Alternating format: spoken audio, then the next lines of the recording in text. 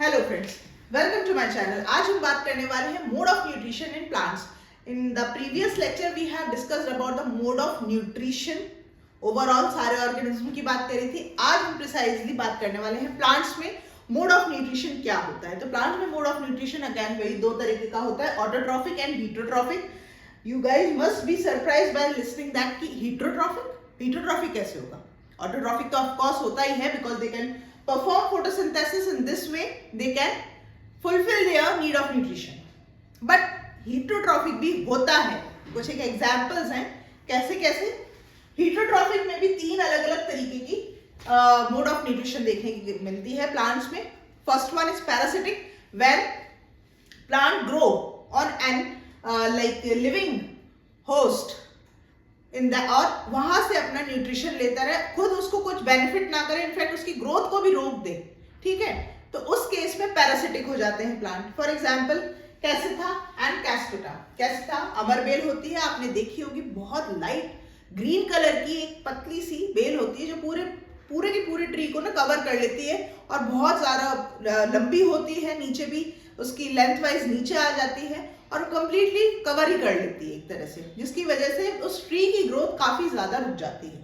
अब पैरासिटिक है, इस तरह से अपना न्यूट्रिशन फुलफिल करे तो इट डजंट मीन कि वो फोटोसिंथेसिस नहीं करते हैं। ऑफ कोर्स फोटोसिंथेसिस भी करते हैं, but majorly they are parasitic in mode of nutrition. Next is the carnivorous. Carnivorous क्या इंसान को खा जाते हैं या कोई और जानवर खा जाते हैं? Exactly, they eat insects, that's why they are also called as insectivorous plant।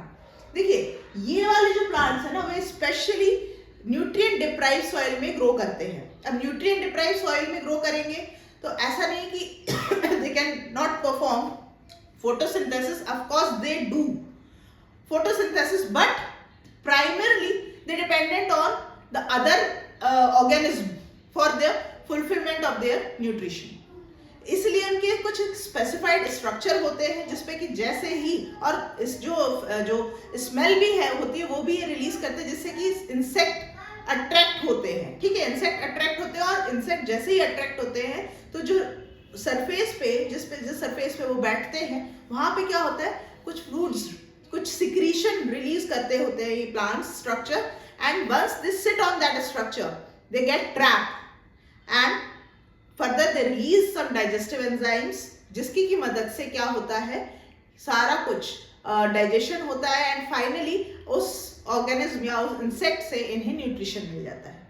तो this is how they fulfil their need. Last is symbiotic. Symbiotic के भी आने वाले लेक्चर्स में हम और भी टाइप होते हैं वो पढ़ेंगे। सिम्बायोटिक इज लाइक मैं और आप, मान लीजिए for example we both are two plants, हम दोनों साथ में रह रहे हैं और एक दूसरे को बेनिफिट प्रोवाइड कर रहे हैं। तो कहीं ना कहीं, या आपको अकेले को मिल रहा है, तो ये बेनिफिट जब मिलता है ना साथ में रहने की वजह से, तो वो कहलाता है सिम्बायोटिक रिलेशनशिप। ना सिम्बायोटिक रिलेशनशिप में भी और कैटेगराइजेशन है, उसकी डिटेल में आज नहीं जाएंगे, नेक्स्ट लेक्चर में जाएंगे।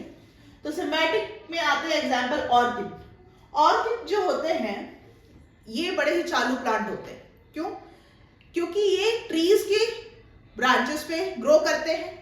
ठीक है, सो दैट क्या होता है कि इनको एक बेनिफिट मिलता है, इनको एक शेल्टर मिल जाता है कि ये अगर जमीन पे ग्रो करें, बड़े सुंदर से इनके फ्लावर्स आते हैं, तो जो ग्रास ग्रेजिंग एनिमल्स हैं या ये बड़े इजीली तहस नहस हो सकते हैं अगर जमीन पे ग्रो करते हैं, डेलिकेट्स होते हैं। ठीक है, तो इसीलिए इन्होंने अपनी कहाँ लिया shelter? On the higher branches of trees पे। ठीक है, तो इससे इन्हें तो बेनिफिट मिल गया। क्या ट्री को भी बेनिफिट मिलता है? सिम्बायोटिक में है तो मिलना चाहिए, बट आइडियली ट्री को ऐसा कुछ बेनिफिट नहीं मिलता। That's why this kind of symbiotic relationship in which only one partner get benefits while another one do not, ऐसे को कहते हैं हम कॉमेंसलिज्म, जो कि ऑर्किड का एक फीचर है। Next is mycorrhiza. माइकोराइजा में क्या होता है, फंगस ग्रो करता है in the roots of tree, और जिस वजह से क्या होता है कि फंगस को तो शेल्टर मिल जाता है एंड साथ ही साथ फोटोसिंथेसिस जब ये ट्री कर रहे हैं तो उन्हें न्यूट्रिशन मिलेगा। बट वो फंगस रूट्स में उपस्थित होने की वजह से इंट्रासेलुलरली और एक्स्ट्रासेलुलरली वो क्या करेगा, सॉइल में से पानी को खींचेगा एंड माइक्रोन्यूट्रिएंट्स को भी एब्जॉर्ब करता है एंड अल्टीमेटली वो ट्री ट्री को प्रोवाइड करता है via their root system. So in this way symbiotic relationship fulfill हो जाती है. So these are the mode of nutrition that we can see in the plant system, the plant, all the plants. I hope ये lecture अच्छा लगा होगा. अगर अच्छा लगा हो तो please hit the like button, share this video with your friend and please subscribe my channel. मिलते हैं आगे के lectures के साथ में. Till then stay safe and stay blessed. Bye bye.